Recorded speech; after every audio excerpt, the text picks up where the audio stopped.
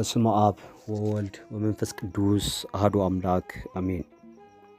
ውድ ምዕመናን፣ በባለፈው የመጽሐፍ ቅዱስ ትርጓሜ ትምህርታችን እስከ ምዕራፍ 15 ተመልክተናል።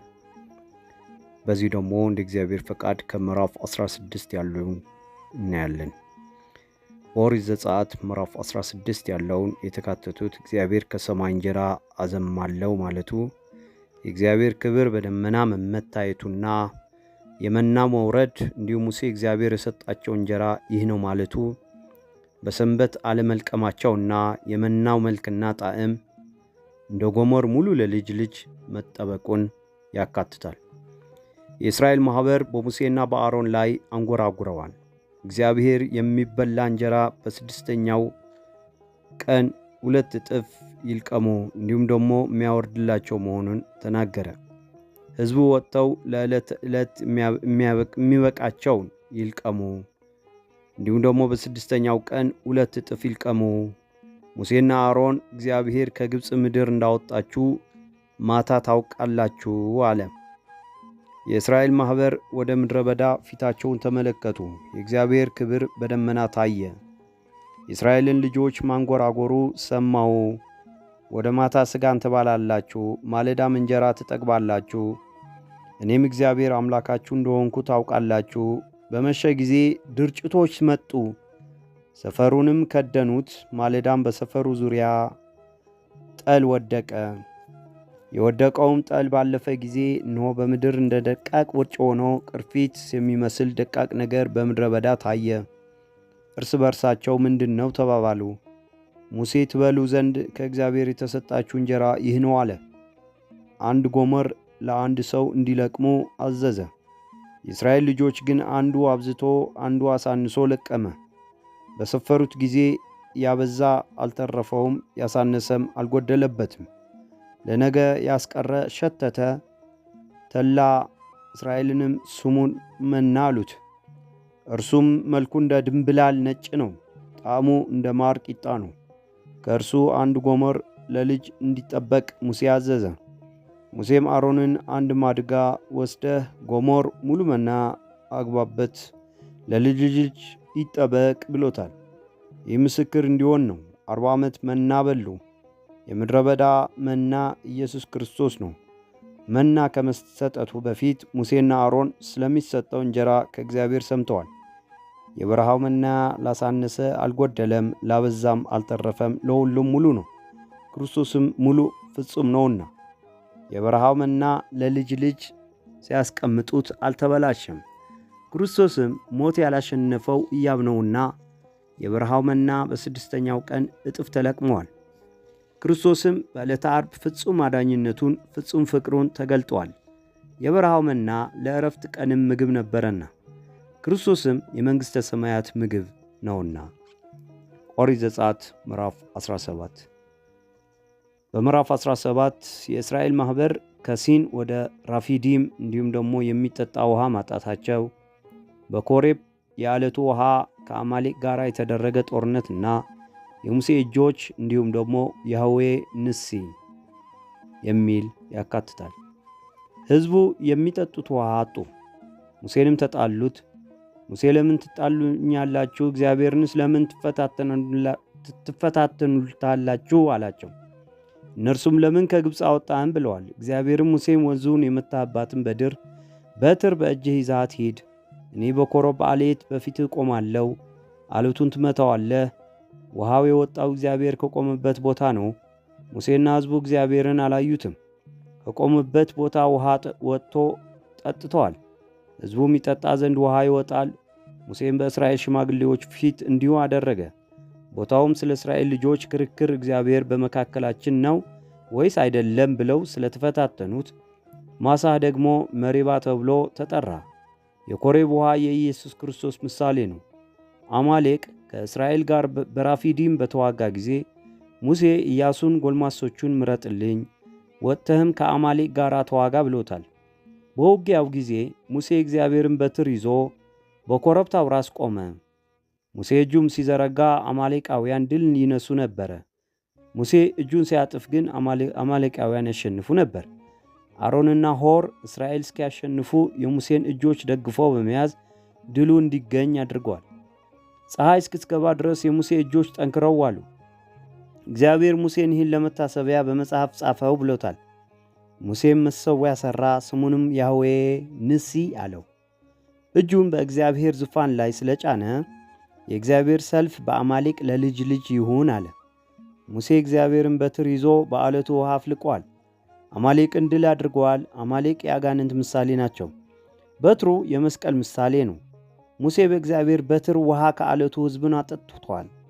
ክርስቶስም ዓለት ውሃ ሆኖ ሰውን ሁሉ የሕይወት ውሃ አጠጥቷል። ሙሴ አማሌቅን በእግዚአብሔር በትር አሸንፏል። ክርስቶስም በመስቀሉ አጋንንትን አሸንፏል። ስለዚህ በአዲስ ኪዳን ለእስራኤል በሌሊት ያበራ ዘንድ የብርሃን ምሰሶ ክርስቶስ ነውና፣ እስራኤልን ከሐሩር ፀሐይ የጋረደው የበረሃ ደመና ክርስቶስ ነው። እስራኤልን የመገበ የበረሃው መና ክርስቶስ ነው። ለእስራኤል ውሃን ያስገኘ የበረሃው ዓለት ክርስቶስ ነው። አማሌቅን ድል የነሳ የሙሴ በትር ክርስቶስ ነው። እግዚአብሔር ያደረገውን ሁሉ ካየ በኋላ ሙሴ እግዚአብሔር ዓላማዬ ነው አለ። ኦሪት ዘጸአት ምዕራፍ 18። በኦሪት ዘጸአት ምዕራፍ 18 የሚዲያም ካህን የሙሴ አማት እንዲሁም ደግሞ የሙሴ ፍርድ፣ የሙሴ አማት ምክርና የሙሴ አማት መሥዋዕትን ያካትታል። የሙሴ አማት እግዚአብሔር ለሙሴና ለሕዝቡ ያደረገውን ሰምቶ ሚስቱንና ልጆቹን ይዞ ወደ ሙሴ መጥቷል። ከዚያ በኋላ ሙሴ እግዚአብሔር በፈርዖንና በሕዝቡ ያደረገውን በመንገድ ያገኛቸውን ድካም ሁሉ ለአማቹ ለዮቶር ነገረው። አማቹ እግዚአብሔር ከአማልክት ሁሉ እንደሚበልጥ አሁን አወቅኩ አለ። ስለሆነም የሚቃጠል መሥዋዕትና ሌላ መሥዋዕት ወሰደና መሥዋዕት አቀረበ። ሙሴ ከጠዋት ጀምሮ እስከ ማታ ለሕዝቡ ሲፈርድ ሕዝቡን በፊቱ ቆመው ባየ ጊዜ የሙሴ አማች ምክር ለግሰዋል። ይህ ነገር ይከብድብሃል፣ አሁንም መክረሃለሁ፣ ቃሌን ስማ። እግዚአብሔርም ካንተ ጋር ይሆናል። አንተ በእግዚአብሔር ፊት ለሕዝቡ ሁን፣ ነገራቸውን ወደ እግዚአብሔር አድርስ፣ ሥርዓቱንም ሕጉንም አስተምራቸው፣ የሚሄዱት መንገድ የሚያደርጉትንም ሥራ ሁሉ አሳያቸው። አንተ ግን ከሕዝቡ ሁሉ አዋቂዎችን፣ እግዚአብሔር የሚፈሩትን፣ የታመኑ የግፍን ረብ የሚጠሉትን ሰዎች ምረጥ። ከእነርሱም የሺህ አለቆች፣ የመቶ አለቆች፣ የ50 አለቆችና የ10 አለቆች ሽሙላቸውና ታናሹን ነገር እነሱ ይፍረዱ። እነርሱም ካንተ ጋር ሸክሙን ይሸከማሉ፣ ላንተም ይቀልልሃል አለው። ሙሴ ምክሩን ሰማ፣ ከእስራኤል አዋቂዎች መረጠ።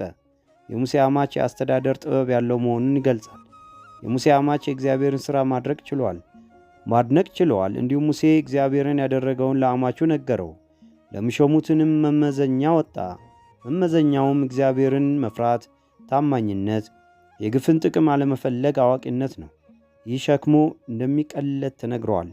በዚህም የሥራ ክፍፍልን በእግዚአብሔር ፈቃድ አድርገዋል። ኦሪት ዘጸአት ምዕራፍ 19። በምዕራፍ 19 የተካተቱት በተራራው ፊት ለፊት መስፈራቸው፣ ቃሌን ብትሰሙ ኪዳኔን ብትጠብቁ የተመረጠ ርስት ታገኛላችሁ ማለቱ፣ የካህናት መንግሥትና የተቀደሰ ሕዝብ፣ እንዲሁም ካንተ ስነጋገር ሕዝቡ እንዲሰሙ ለዘላለም እንዲያምንብህ ማለቱ፣ የሕዝቡ ሽማግሌዎች የእግዚአብሔር ቃል እናደርጋለን ማለታቸውና እግዚአብሔር በከባድ ደመና እመጣለሁ ማለቱ፣ እንዲሁም የሕዝቡ ወሰንና የመለከት ድምፅ እንዲሁም ነጎድጓድ፣ መብረቅ፣ እግዚአብሔር በእሳት መውረድና ተራራ መናወጡን ያካትታል። ከግብፅ በወጡ በሦስተኛው ወር በሲና ምድረ በዳ በተራራ ፊት ለፊት ሰፈሩና እግዚአብሔር ሙሴን በተራራው ጠርቶ አሁንም ቃሌን በእውነት ብትሰሙ ኪዳኔን ብትጠብቁ ምድር ሁሉ የእኔ ናትና ከአሕዛብ ሁሉ የተመረጠ ርስት ትሆንኛላችሁ፣ እናንተም የካህናት መንግሥት፣ የተቀደሰ ሕዝብ ትሆናላችሁ ብሎታል። ሙሴ እግዚአብሔር ያዘዘውን በሕዝቡ ፊት ተናገረ። ሕዝቡ አንድ አፍ ሆነው እግዚአብሔር ያለውን ሁሉ እናደርጋለን አሉ። እግዚአብሔር ከሙሴ ጋር ሲነጋገር ሕዝቡ እንዲሰሙ ደጋግሞ ለዘላለም እንዲያምኑብህ በከባድ ደመና እመጣለሁ ብሎታል። ሕዝቡንም ቀድሳቸው፣ ልብሳቸውንም ይጠቡ፣ በዙሪያቸውም ወሰን አድርግ፣ ወደ ተራራውም አትውጡ፣ ጫፉንም አትንኩ፣ ተራራውን የነካ ፈጽሞ ይሞታል አለ። ሙሴም ከተራራው ወደ ሕዝቡ ወረደና ሕዝቡን ቀደሰ፣ ልብሳቸውን አጠቡ፣ ለሦስተኛው ቀን ተዘጋጁ አለ። በሦስተኛው ቀን ማለዳ የቀንደ መለከት ድምፅ ተሰማ። ቀንደ መለከቱ ሕዝቡ ወደ እግዚአብሔር እንዲሰበሰቡ የሚያደርግ መለኮታዊ ጥሪ ነው። ሳያቋርጥ የመለኮት ድምፅ ሲነፋ በዚያን ጊዜ ወደ ተራራው ወጡ። ነጎድጓድና መብረቅ፣ ከባድ ደመና በተራራው ላይ ሆነ። እግዚአብሔር በእሳት ስለወረደ የተራራው ራስ ይጤስ ነበር፣ ተራራውም ይናወጥ ነበር። በአጠቃላይ በተራራው ከባድ ደመና፣ የቀንደ መለከት ድምፅ፣ ነጎድጓድና መብረቅ፣ ጢስ፣ እሳትና የተራራው መናወጥ ታይተዋል። ከባዱ ደመና የባህሪ ክብሩ ነው። መለከት ንጉሣዊ ክብሩን የሚያሳይ ነው። መብረቅና ነጎድጓድ ግርማ መለኮቱን ያስረዳል። እሳት ብርሃን መሆኑንና ፍትሐዊነትን ያስተምራል። ጢሱ ያለመመርመሩን ያስረዳል። በሕዝቡና በተራራው የተቀመጠው ወሰን እግዚአብሔር ሊደርስበት የማይችል አምላክ መሆኑን ያስተምራል። ቅዱሱም ስለሆነ ሊቀርቡት አልቻሉም። ለቅድስናው የሚገባ ቅድስና ስለሌላቸው ተራራው እንዳይነኩ ማስጠንቀቂያ ተሰጥቷቸዋል። ሙሴ ተናገረ፣ እግዚአብሔርም መለሰለት። ይህ ምዕራፍ በቸርነቱ ካልሆነ በስተቀር ሰው ከፊቱ መቆም የማይቻል መሆኑን ይገልጻል። ትርጉም በአዲስ ኪዳን የሲና ተራራ የቅድስት ድንግል ምሳሌ ናት። ደመናው ክብሩን ያሳያል፣ በደብረ ታቦር በዕርገት በደመና ተገልጿልና። መለከት የወንጌልን ብስራት ያስተምራል። ነጎድጓድና መብረቅ ትምህርቱንም ተአምራቱን ያመለክታል። እሳት ባሕርየ መለኮቱን በጥምቀት የሚሰጠውን ጸጋ መንፈስ ቅዱስን ያስረዳል። ኪዳኑን ቢጠብቁ የተመረጠ ርስት፣ የካህናት መንግሥት፣ የተቀደሰ ሕዝብ መሆናቸው ተነግረዋል። ይህ በአዲስ ኪዳን ላመኑት ሁሉ የተሰጠ ታላቅ ተስፋ ነውና ማመን በእርሱ መኖር ነውና። በተራራው ፊት ለፊት መቆም የሚችለው ራሱ ለእግዚአብሔር የቀደሰ ብቻ ነው።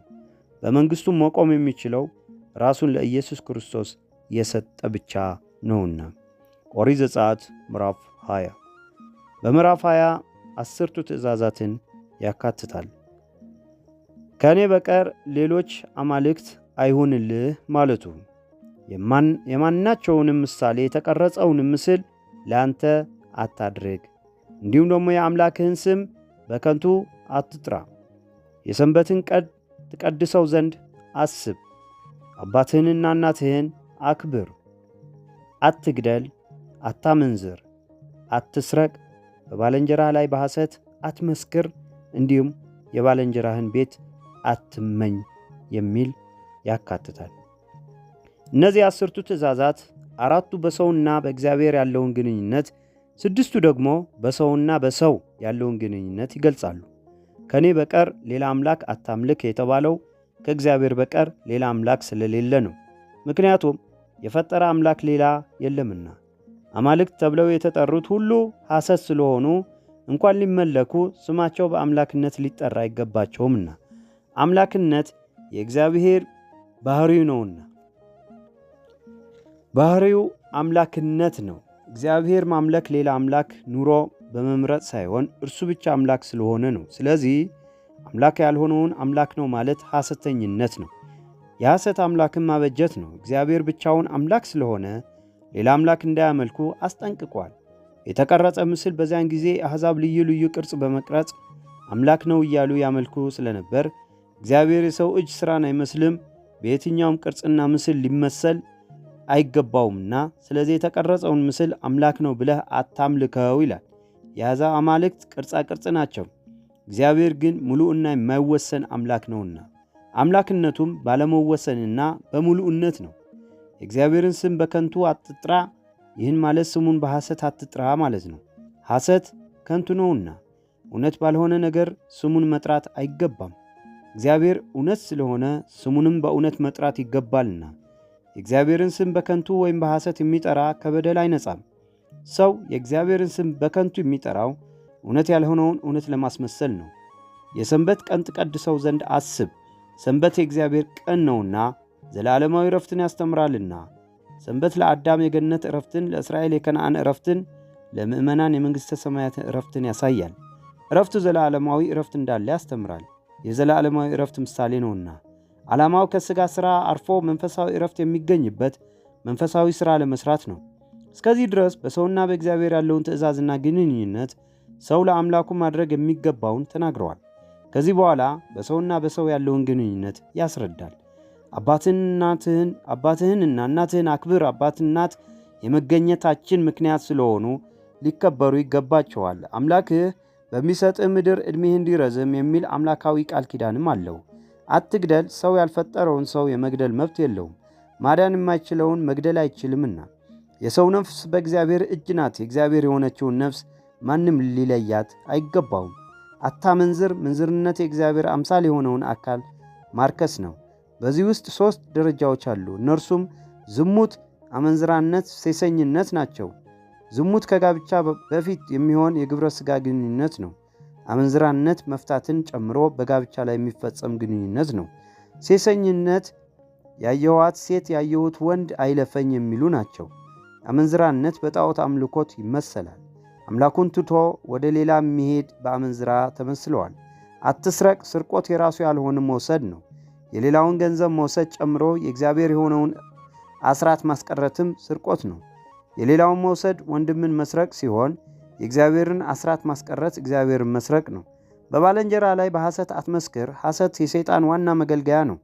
ሐሰተኛ የሰይጣን መሳሪያ ነውና የሐሰት አባት ዲያብሎስ ነው። ሐሰት የእውነት ጠላት ስለሆነ ከሐሰት የበለጠ ኃጢአት የለም። የእውነት ገዳይ ሐሰት ነውና። የባልንጀራህን ቤት አትመኝ፣ የባልንጀራህን ሚስት አትመኝ። ሎሌውን፣ ገረዱን፣ በሬውን፣ አህያውን ከባልንጀራህ ገንዘብ ማናቸውንም አትመኝ። ምኞት የኃጢአት ጽንስ ነው፣ ኃጢአትን ወደ መውለድ ያደርሳልና። በምኞት የተወሰነ ሰው ባይቻለው ነው እንጂ በልቡ አድርጎታል። የባልንጀራህ የሆነውን አትመኝ ማለቱ ሰው የራሱ የሆነ ምኞት ይኖረዋል፣ የባልንጀራውን ግን ሊመኝ አይገባውም። ሚስቱን ከተመኘ ወደ አመንዝራነት፣ ገንዘቡ ከተመኘ ደግሞ ወደ ስርቆት ያደርሳልና። ሕዝቡ የእግዚአብሔርን ድምፅ በሰሙ ጊዜ ተርበደበዱ። ሙሴ እግዚአብሔርን አይናገረን፣ አንተ ተናገረን እንሰማለን አሉት። ሕዝቡ ርቀው ቆሙ። ሙሴም እግዚአብሔር ወዳለበት ወደ ጨለማው ቀረበ። ጨለማው ከባዱ ደመና ነው፣ ጥቅጥቅ ያለ ደመና ነው። እግዚአብሔር ሙሴን አለው፣ ለእስራኤል ልጆች እኔ ከሰማይ እንደተናገርኳችሁ እናንተ አይታችኋል። በአጠገቤ ምንም አታድርጉ፣ የብር አማልክትም የወርቅ አማልክትም ለእናንተ አታድርጉ። ሙሴ ወደ ጨለማ ቀረበ የሚለው ጨለማ ስውርና የማይታይ መሆኑን ያሳያል። ወረሴ ጽልመተ ምስዋሮ መሰወሪያውን ጨለማ አደረገ ይላል። ሙሴ ከሕዝቡ ተሰውሮ ወደ እግዚአብሔር መግባቱ ጨለማ ብሎታል። እንግዲህ ክቡራን ክርስቲያን በሚቀጥለው ከምዕራፍ 21 ያለውን ትርጓሜ እናያለን። ወስብሐት ለእግዚአብሔር።